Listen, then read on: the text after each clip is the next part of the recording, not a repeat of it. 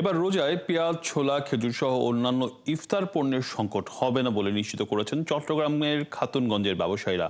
তারা জানান, দেশে ডলারের উচ্চমূল্যের কারণে আমদানি ব্যয় বাড়লেও আন্তর্জাতিক বাজারে দর কমে যাওয়ায় বহু ব্যবসায়ী আমদানিতে উৎসাহী হয়েছেন। চাহিদার তুলনায় সরবরাহ বাড়ায় সামনে ছোলা সহ পেঁয়াজের দাম আরও কমবে।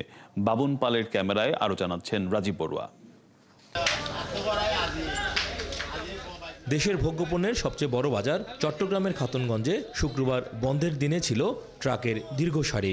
প্রতিটি ট্রাকেরই চলে যাওয়ার কথা দেশের অন্যান্য শহরে। ব্যবসায়ীরা বলছেন, রোজার বাজার লক্ষ্য করে পেঁয়াজ ছাড়াও ছোলা, চিনি, খেজুর সহ সব পণ্য আমদানিতেই ঋণপত্র খোলা বেড়েছে। রোজার মাস উপলক্ষে পেঁয়াজের চাহিদা 2.25 লাখ টন থেকে বেড়ে 5 লাখ টনে উঠেছে। এই বছরের কিন্তু ভালো ফলন হয়েছে, তো সেক্ষেত্রে মোটামুটি দেশি পেঁয়াজ মেরপুরের সমান তাল আসছে। দেশি মাছ সর্বোচ্চ 40, নিচে 35, আর ইন্ডিয়া হচ্ছে 60, 62, 58।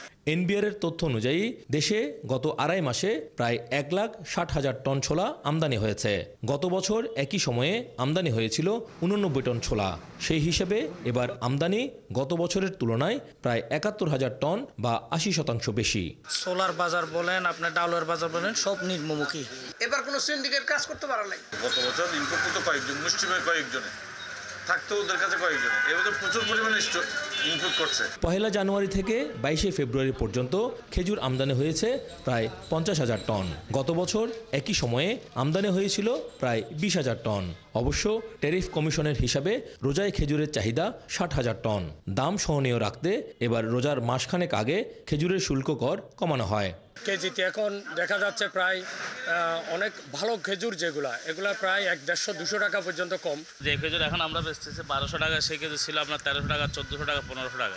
এ নিয়ে খাতুনগঞ্জের ব্যবসায়ী নেতারা জানান, আমদানির সুযোগ পাওয়ায় এবছর বাজারে প্রতিযোগিতা বেড়েছে। বিশ্ব বাজারেও কমেছে ছোলা সহ নানা পণ্যের দাম। এবছর সাধারণ ব্যবসায়ীরা 5 কন্টেনার, 10 কন্টেনার, 20 কন্টেনার এভাবে অনেকে কি করতে পারছে, এসি করার সুযোগ পেয়েছে। যে ছোলা গত 2 মাস আগে প্রায় 800 থেকে 900 ডলার ছিল টন প্রতি, সেটি এখন কমিয়ে 600 থেকে 700 ডলার হয়েছে। প্রতি বছর রমজানের শুরুতে বিভিন্ন ভোগ্যপণ্যের সরবরাহের ঘাটতির কথা বলে দাম বাড়ানোর যে প্রবণতা ছিল, এবছর তেমনটি নেই দাবি করছেন খাতুনগঞ্জের পাইকারি ব্যবসায়ীরা।